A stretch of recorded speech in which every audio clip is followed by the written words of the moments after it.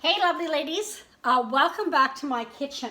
I'm going to show you how to make a really fast but super yummy chicken dish that you can serve not only to your family but to company. It looks beautiful. I have done pre-cooked a few things just for time's sake, but it's super easy. First of all, I have pre-cooked some chicken breasts here. I just seared them on either side for about 3-4 minutes. You can use barbecue chicken breast too if you want, but the thing is you don't want them cooked all the way through because we're going to finish this off in the oven and we don't want it super dry. Right now in my pan here I have 1 tablespoon of extra virgin olive oil, and that is heating up nicely. I am going to grab a good tablespoon of garlic. I love the garlic that is already done in the jar. Yes, you can use fresh garlic or whatever. I grow a lot of things in my garden. That's one thing I just don't grow is garlic. I just find this so easy. So we're going to put a tablespoon of that in there, and we're just going to fry it up a little bit, just to start getting those flavors released from the garlic.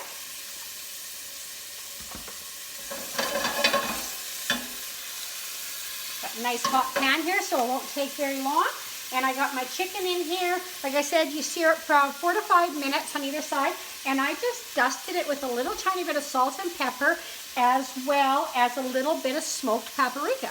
I love smoked paprika, but you can put what you want on there. Excuse my reach here. I'm gonna use this just to smooth my garlic around a little bit.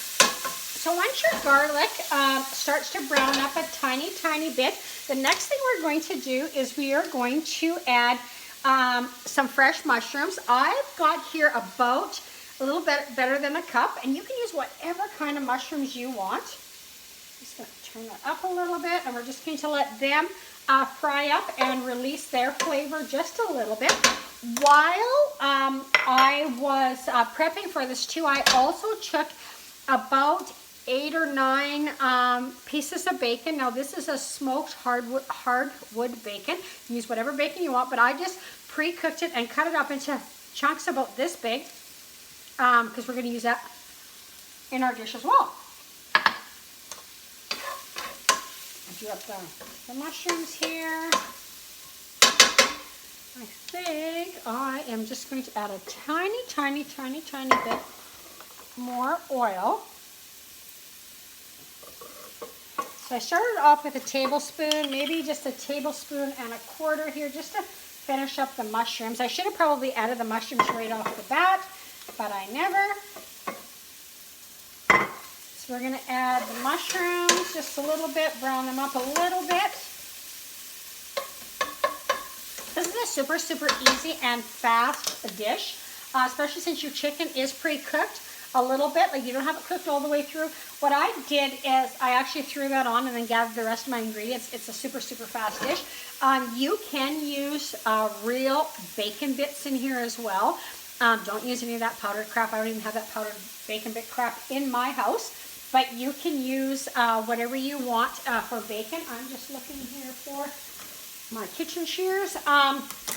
Yeah, so I just like cooking up my own bacon, so it was good. And plus I want to have a Caesar salad along with this. So I fried up a few more slices of bacon just to add in my salad. Okay, so our mushrooms are browning up nicely. The next thing we're going to do, and this is like super easy, is you're going to add about 1.5 cups of chicken stock.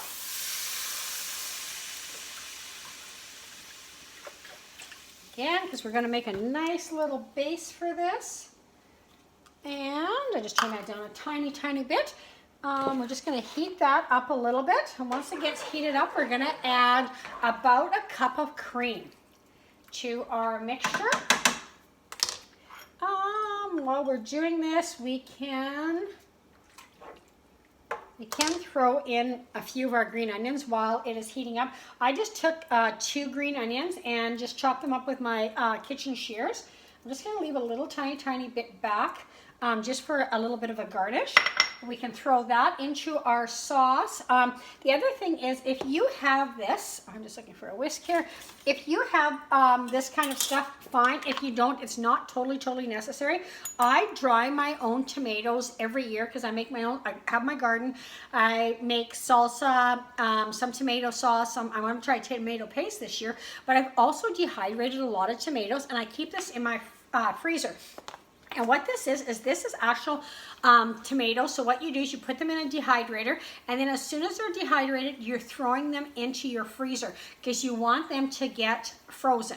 And once they're frozen, you take them out and instantly put them into a food processor. Don't let them thaw at all. And that shatters and makes a wonderful tomato powder. And this is just so tomato concentrated. It's unbelievable. So I'm going to add about 2 tablespoons of that in here. Now, you don't have to. We're going to use some sun-dried tomatoes by all means. If you don't have this, it's not going to be the end of the world. If you do have it, or if you are growing your garden this year, I highly recommend throwing an extra plant or 2 in so you can dehydrate your own tomatoes, because it is, yeah, smells yummy. Okay, so we got this, and this is heating up nicely. Next thing we're going to add is about a cup of cream to our mixture, and I just use the whipping cream here. So we're going to add that into our mixture, and I just want to see what that looks like. Of course, I'm winging this without an actual recipe. Yes. Now that, I don't know if you can see that. I'm just going to bring it over here. So that's what that kind of looks like, and that is totally, it's good enough. It definitely is good enough. Next thing we're going to do is we're going to add a little bit of our sun-dried tomatoes. Now, I like the sun-dried tomatoes you can actually buy in the package. They're super expensive, I find. So I'm going to try making my own, but this is easy, ladies. There's no oil, water, whatever that you have to clean from them. They're already chopped up. These ones here, I was surprised. So I probably have about a cup here. I'm going to put at least a half a cup of the sun-dried tomatoes in here. I'm just going to keep a little bit back for a garnish, but we're going to put that in there, and that's going to release its flavor too into the cream and the chicken stock. While we're doing that, one of the big secrets is you're going to add at least a quarter cup of 100% grated Parmesan cheese. This is what I use. And again, a tip of mine, if you haven't heard this, as you think, wow, that's a big old jar of Parmesan cheese. We use a lot of Parmesan cheese. John's favorite salad is Caesar salad, so we go through a lot of this. But even us, like, we don't, it's a big jar, right? The bigger you can buy things in, lots of times you can save money, but if you're throwing it away, then you're not saving money. So what I found out is you can throw this whole jar right into your freezer. Every time you need Parmesan cheese, you take it out, you use it, throw it right back into the freezer. Lasts way longer that way. So we're going to put a good quarter cup of grated Parmesan cheese in here, and that is just going to really help flavor that sauce up a little bit. And we are going to add just a tiny bit of, I wonder if I have any, yes I do, red pepper flakes. Again, depending on your family or whatever, you might want to omit or just add a little more or a little less. I'm probably putting in here, I don't know, a little less than half a teaspoon. Like, you don't need a whole lot of red pepper flakes. So we're putting that in there. What else do I have? The next thing I'm going to do is I'm going to squeeze a fresh lemon, and I'm just going to set that aside. So probably, I don't know, a couple tablespoons of lemon juice. If you don't have lemon juice, no big deal, or a fresh lemon, use your big jar of lemon juice. That's totally cool too. And then I'm going to take just a little tiny bit of my lemon rind here and grate this in. Again, I don't know if you've seen that on my videos or not, but if you have lemon left over, don't throw it away. Put it in a Ziploc bag, throw it into your freezer. And if you have to grate lemon rind into anything, you can use a frozen lemon and grate it in there. It's super good. That is smelling delicious. Okay, the next thing we're going to do here, and like I said, it goes a lot faster when I'm not chatting that with you, so you can throw this together super fast, is we're going to take, now there's all different kinds of herbs that work fantastic in this recipe. Basil and thyme are amazing. I do not have any fresh basil or thyme, and I'm going to start growing some because every time I go to the store to find basil or thyme, I can't find any. So I'm getting some seeds on Monday, and I'm going to start my own. But I do have a little bit of cilantro, so I'm just going to give it just a little tiny bit of cilantro. Not a whole bunch for this dish. And then the next thing I'm going to put in there is some dill. And I keep my dill in the freezer. This is the stuff that I picked out of my garden. I probably pick about 4 or 5 of these bags during the summer. And then all winter I have dill, and it's frozen and cleaned. So I just add it right here, and it smells, as it's hitting that cooking liquid, it smells like fresh dill. You will never get this same flavor in dried dill ever. That's why I love to use it right in my freezer. I'm just going to add a tiny bit of parsley flakes. We might even use some parsley flakes later on to garnish. Okay, it's getting super easy, and as you can see, it looks absolutely delicious.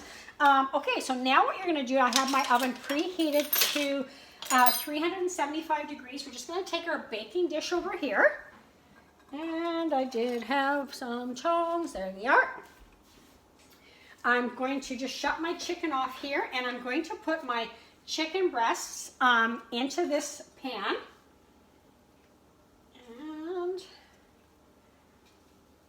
I'm going to put that many in. I'm saving a few chicken breasts because I'm going to finish cooking them off and then slice them up for chicken Caesar salad for work. Okay, next thing you're going to do is you can take your bacon, and you're just going to pour your chunked up bacon all over in here. Whoop, I'm going to throw a piece of bacon underneath my stove here. I'll grab that later. Okay, here you go. So you got some chicken, some bacon, absolutely wonderful. Now we're going to pour our sauce all on here. Now this is has no flour in here in this recipe to thicken it up or anything like that. If you want to, you could add a little xanthan gum, but you don't really need to.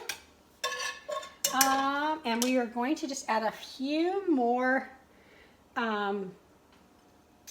sun-dried tomatoes on top, and a little bit, a sprinkle of Parmesan cheese in there, and that is it. Now you're going to throw this in the oven, and it's going to bake uncovered for about 35-40 minutes. We just want to finish cooking up that chicken, plus we want all those flavors to just get right into our chicken dish. Now that's a fantastic dish to serve with a Caesar salad or with noodles, whatever. I'm actually going to be serving mine with this cognac spaghetti. You can get this at different grocery stores. This is actually a plant-based spaghetti. It's made from organic cognac flour, which is, cognac is a root of a plant. And yeah, so this is gluten-free, soy-free, high in fiber, and it's vegan. That's what I'm going to serve mine with, and the Caesar salad. Anyways, thank you so much for joining me. I am going to throw a picture of this in the comments so that you can see what the finished dish looks like. Anyways, bon appetit, have a great day, and thanks for joining me.